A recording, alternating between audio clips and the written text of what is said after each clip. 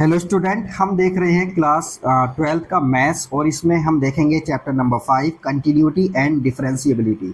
तो देखिए, सबसे पहले तो हम कंटिन्यूटी के बारे में थोड़ा समझेंगे कि कंटिन्यूटी क्या होती है। कंटिन्यूटी का मतलब देखिए सिंपल ये समझ लीजिए, कोई चीज़ लगातार हो रही है तो उसको कंटिन्यूटी बोलेंगे। जैसे कि हम स्कूल रोज़ जा रहे हैं तो वो कंटिन्यूटी हो गया, हम ऑफिस रोज़ जा रहे हैं तो वो कंटिन्यूटी हो गया, मतलब कंटिन्यू हो गया। तो कोई भी चीज़ हमारी जब कंटिन्यू हो रही है, लगातार हो रही है, तो उसको क्या बोलते हैं, कंटिन्यू हो रहा है या कंटिन्यूटी इसमें बनी हुई है। इसी तरह से जब हम मैथ्स के बारे में बात करेंगे तो किसी फंक्शन को जब हम फंक्शन को देखते हैं कि उस फंक्शन का ग्राफ हमारा कंटिन्यू है, तो इस तरह के फंक्शन को हम क्या बोलेंगे कि वो कंटिन्यूअस फंक्शन है। अब इसी चीज को चेक करने के लिए हमारे पास कई मेथड होते हैं। एक मेथड तो होता है हमारा ग्राफ वाला मेथड, कि ग्राफ ड्रॉ करके हम बता देंगे कि फंक्शन हमारा कहीं पे ब्रेक नहीं हो रहा है, इसका मतलब क्या है, ये फंक्शन हमारा कंटिन्यू है।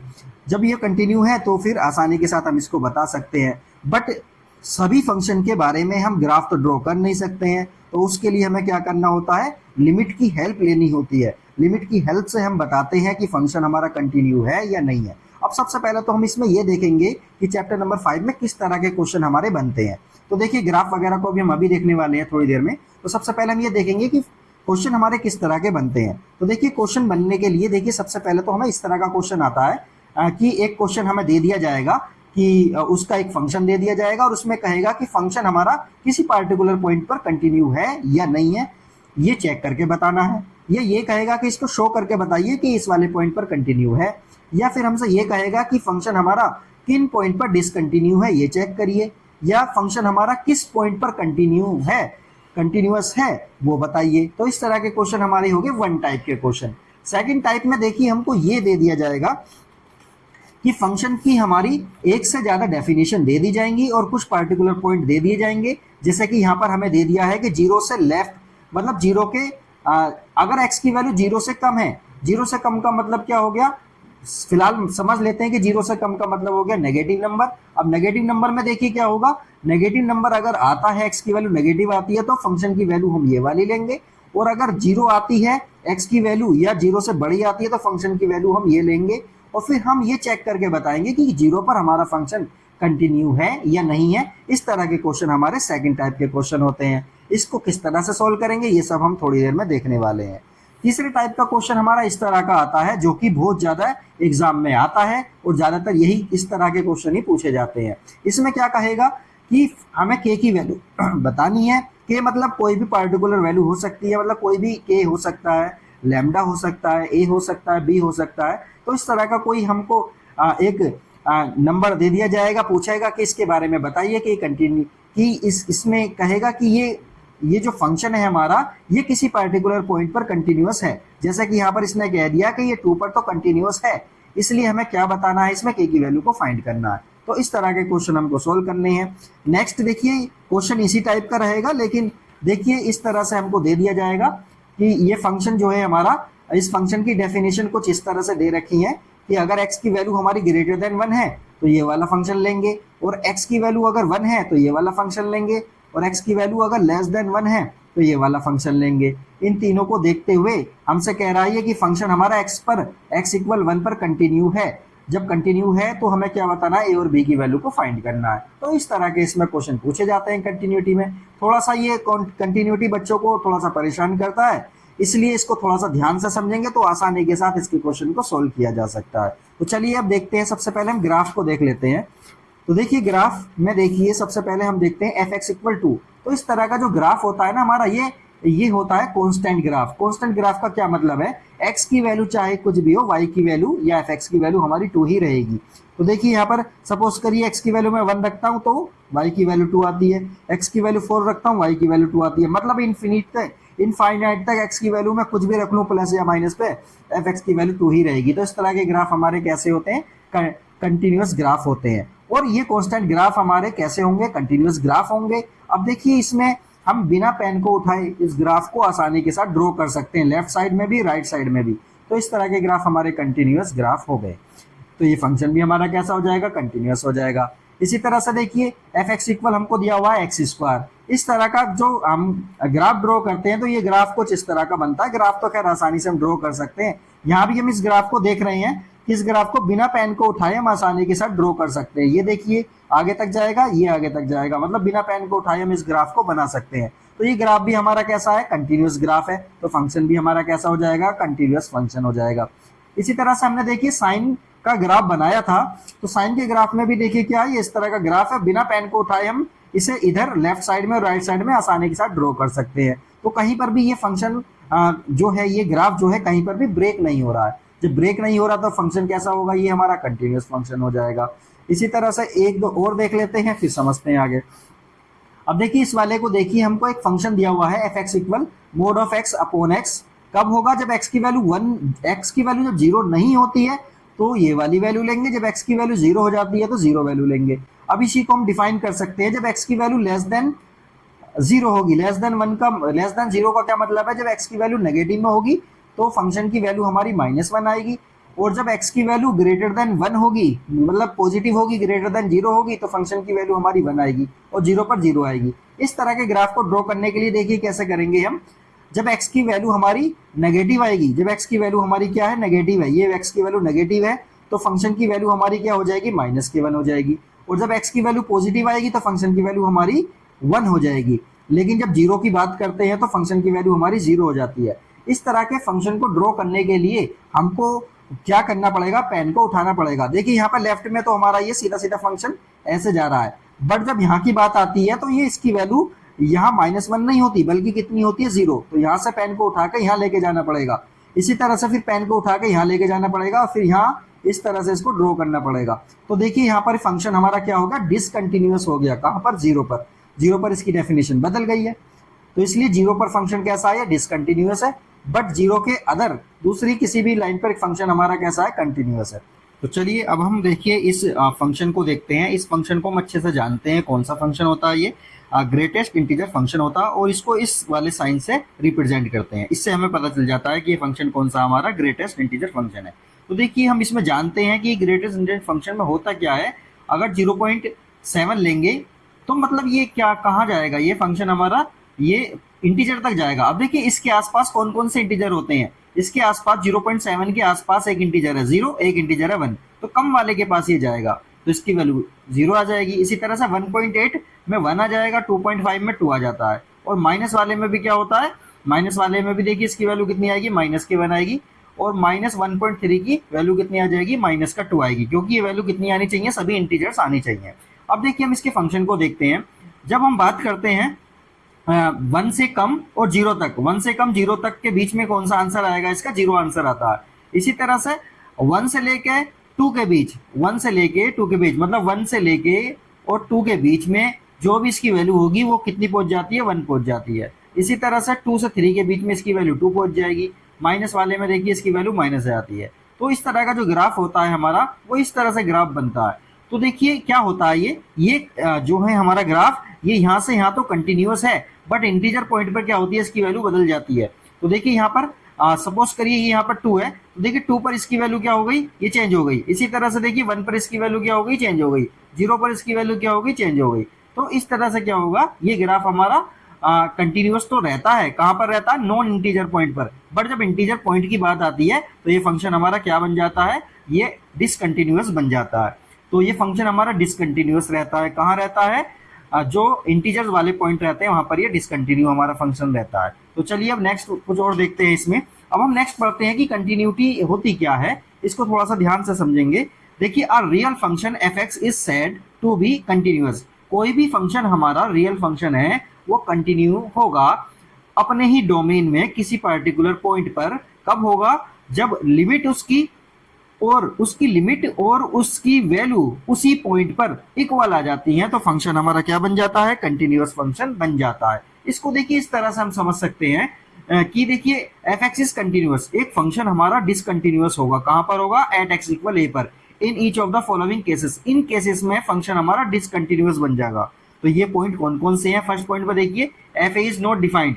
अगर हम फंक्शन में x के प्लेस पर a पुट कर देते हैं और फंक्शन नॉन डिफाइन हो जाता है, मतलब डिफाइन ही नहीं होता, तो उस केस में भी फंक्शन हमारा डिसकंटिन्यूअस बन जाएगा। सेकंड केस क्या है, limit x tends to f x does not exist. Limit ही एग्जिस्ट नहीं कर रही है, मतलब 0.0 फॉर्म आ रही है, मतलब इंडिटरमिनेट टाइप की फॉर्म आ रही है, तो क्या होगा, लिमिट एग्जिस्ट नहीं करेगी। जब लिमिट ही एग्जिस्ट नहीं करेगी तो फंक्शन हमारा डिसकंटिन्यूअस हो जाएगा। या तीसरा केस ये है कि जो लिमिट आ रही है हमारी फंक्शन की और वो फंक्शन की वैल्यू उस पॉइंट पर दोनों एक दूसरे के इक्वल नहीं आ रही है, तब भी हमारा फंक्शन क्या हो जाएगा, डिसकंटिन्यूअस हो जाएगा। अब कंटिन्यूटी चेक कैसे करेंगे? देखिए कंटिन्यूटी चेक करने के लिए हमें ये करना होता है, फंक्शन की लेफ्ट हैंड लिमिट निकालेंगे, राइट हैंड लिमिट निकालेंगे और फंक्शन की उसी पॉइंट पर वैल्यू निकालेंगे। जब ये तीनों इक्वल आ जाते हैं तो फंक्शन हमारा उस पार्टिकुलर पॉइंट पर क्या बन जाता है, कंटिन्यूअस बन जाता है। अब देखिए लेफ्ट हैंड लिमिट को कैसे निकालते हैं। लेफ्ट हैंड लिमिट का फॉर्मूला ये होता है, limit x tends to a negative. a negative का मतलब है कि a के लेफ्ट में, मतलब a से थोड़ा सा कम, और फंक्शन हो गया fx। तो देखिए अब हम फाइनली क्या लिखेंगे, limit h tends to 0 f a minus h, मतलब फंक्शन में एक x के प्लेस पर हम a माइनस h पुट कर देंगे। इस तरह से क्या करेंगे, हम इसकी लिमिट को फाइंड कर लेंगे, जो कि लेफ्ट हैंड लिमिट हमारी आ जाएगी। राइट हैंड लिमिट को फाइंड करने के लिए देखिए हमें को क्या करना होगा, limit x tends to a positive fx। a positive का मतलब क्या है, मतलब a के राइट में, a के राइट मतलब a से थोड़ा सा ज्यादा, तो वो वाला फंक्शन हम लेंगे a से थोड़ा सा ज्यादा वाला, और हम क्या करेंगे x के प्लेस पर a प्लस h पुट कर देंगे, और लिमिट कितनी हो जाएगी इसकी, s टेंड्स टू 0 हो जाएगी। इसी तरह से यहाँ देखिए फंक्शन की वैल्यू उसी पार्टिकुलर पॉइंट पर क्या होगी, वो भी हम आसानी से चेक कर लेंगे। सपोज करिए 2 दे रखा है तो x के प्लेस पर 2 पुट करेंगे और फंक्शन की वैल्यू को आसानी से निकाल सकते हैं। अगर ये तीनों हमारे इक्वल आ जाते हैं तो फंक्शन हमारा क्या बन जाता है, कंटिन्यूअस फंक्शन बन जाता है उस पार्टिकुलर पॉइंट पर। अब देखिए अब हम क्वेश्चंस को देखते हैं कि किस तरह से क्वेश्चंस हमारे सोल्व होंगे। देखिए फर्स्ट टाइप का जो क्वेश्चन होता है वो कुछ इस तरह का आता है कि show that f x equal x cube is continuous at x equal two. मतलब क्या कह रहा है, ये एक फंक्शन हमको दे दिया है और ये शो करके दिखाना है कि फंक्शन हमारा 2 पर क्या होगा, कंटिन्यूअस होगा। तो देखिए कंटिन्यू शो करने के लिए ग्राफ भी ड्रॉ कर सकते हैं इसका, वहां से चेक कर सकते हैं, और लिमिट से भी इसको शो कर सकते हैं। तो सबसे पहले हम लिमिट की बात करते हैं। लेफ्ट हैंड लिमिट इसकी जब निकालेंगे तो जब 2 की बात हो रही है तो लिमिट क्या बन जाएगी, limit x tends to 2 negative fx। अब देखिए जो फंक्शन है वो तो हमारा अकेला फंक्शन दिया हुआ है fx इक्वल एक्स क्यूब, तो जहां पर भी हमारा देखिए अब हमें करना क्या है, देखिए लिमिट s टेंड्स टू 0 और ये कितना आ जाएगा 2 माइनस h। मतलब क्या करना हमको, जहां पर भी फंक्शन में हमारा x दिया हुआ है वहां पर x के प्लेस पर 2 माइनस h पुट करेंगे। जब 2 माइनस एक्स पुट करेंगे तो ये देखिए कितना आ जाएगा, 2 माइनस एच की होल क्यूब आ जाएगा, और इसकी होल क्यूब को ओपन कर देंगे। ओपन करने के बाद ये आ जाएगा। ये आने के बाद हमें को करना क्या है, h के प्लेस पर 0 पुट कर देना। जहां जहां पर भी h है वहां पर क्या बन जाएगा, 0 बन जाएगा। तो देखिए ये वाला 0 बन गया पूरा, ये वाला पूरा 0 बन जाएगा, और ये वाला भी पूरा 0 बन जाएगा। तो बचेगा कितना, इसमें केवल 8 बचेगा। तो ये आ गया हमारा लेफ्ट हैंड लिमिट की वैल्यू कितनी आ गई, 8 आ गई।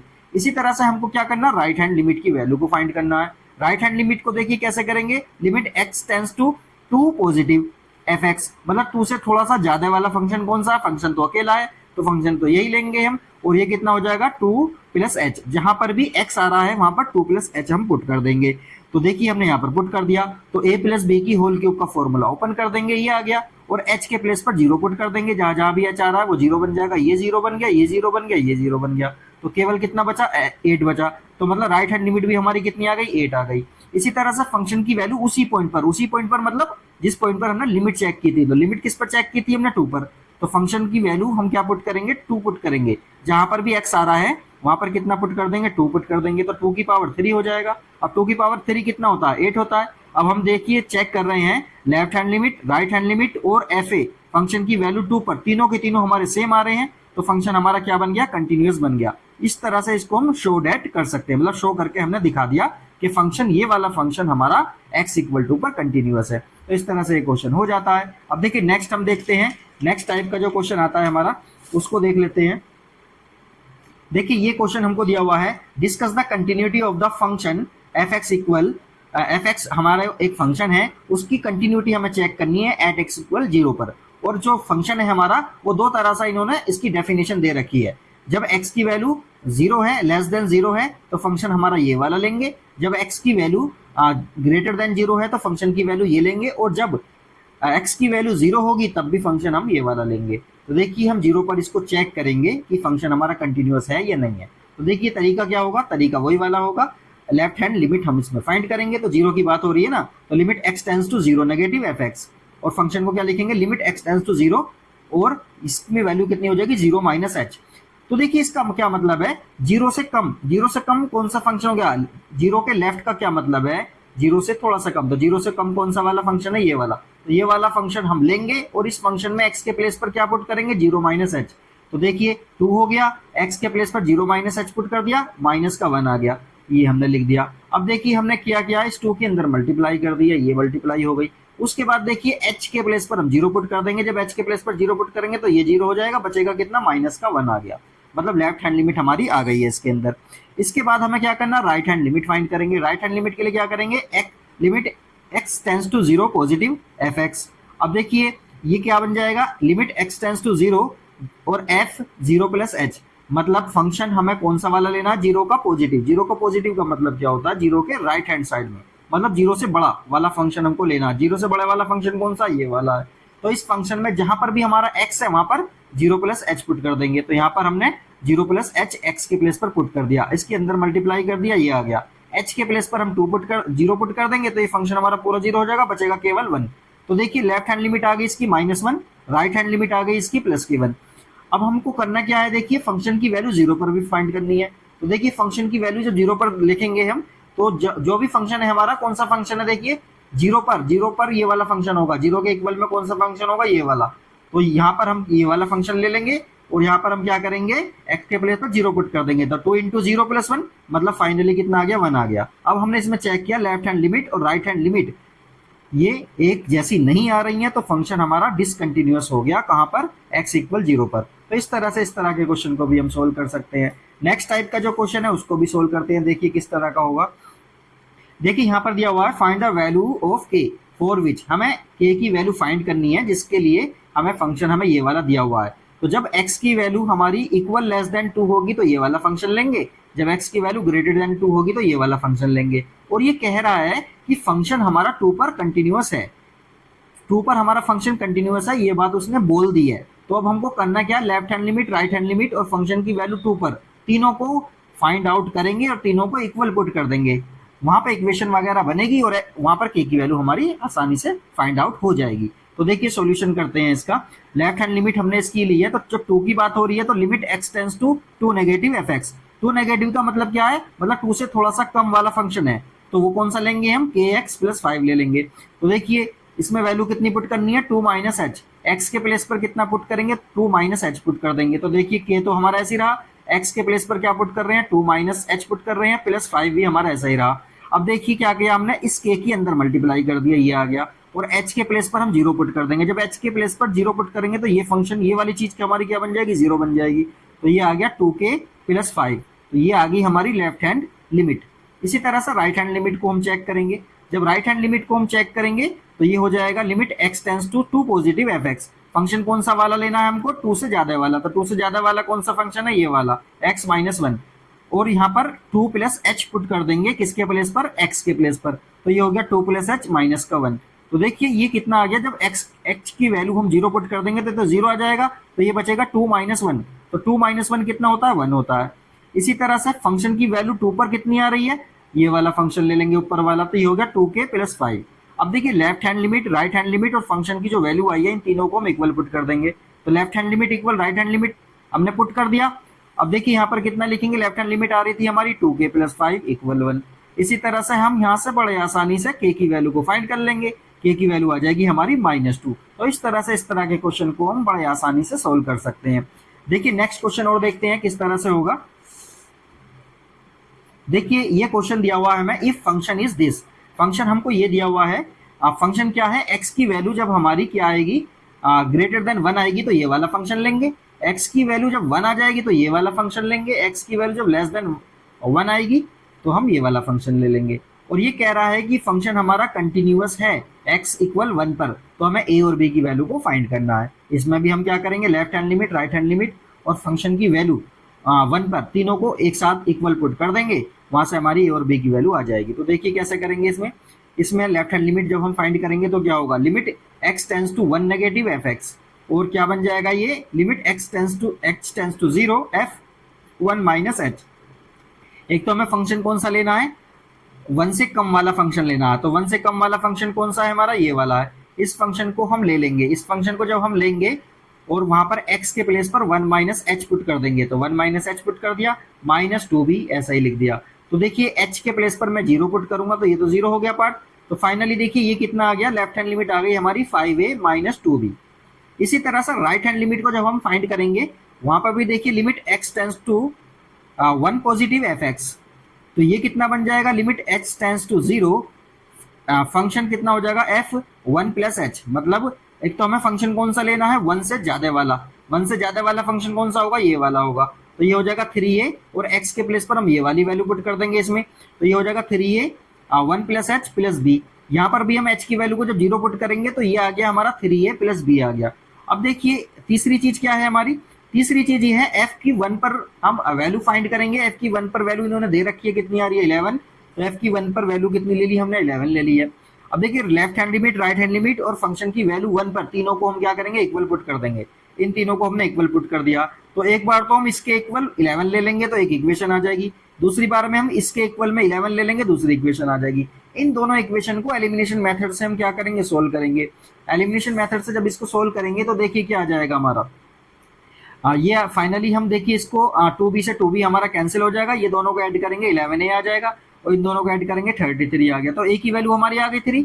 इसी तरह से इस वैल्यू को, a की वैल्यू 3 को हम इक्वेशन नंबर 1 में या 2 में किसी में भी पुट कर सकते हैं, तो जब वैल्यू को पुट करेंगे वहां से हमारी b की वैल्यू आ जाएगी। इसी तरह से फाइनली हम क्या लिखेंगे, a की वैल्यू 3 और b की वैल्यू 2, ये हमारा क्या बन जाएगा, फाइनल आंसर बन जाएगा। इस तरह से देखिए कंटिन्यूटी तो बिल्कुल हमने जो फर्स्ट एक्सरसाइज है हमारी उसके सारे क्वेश्चन बहुत आसानी के साथ सोल्व हो जाएंगे। अगर आपने ये पूरा इंट्रो देख लिया है तो कुछ और चीज देखने की जरूरत नहीं होगी, सारे क्वेश्चंस आसानी के साथ इसमें सोल्व हो जाएंगे। नेक्स्ट जो हमारी एक्सरसाइज होगी वो डिफरेंशिएबिलिटी की होगी, उससे पहले हम उसका इंट्रो पढ़ेंगे, फिर हम उस एक्सरसाइज को कराएंगे।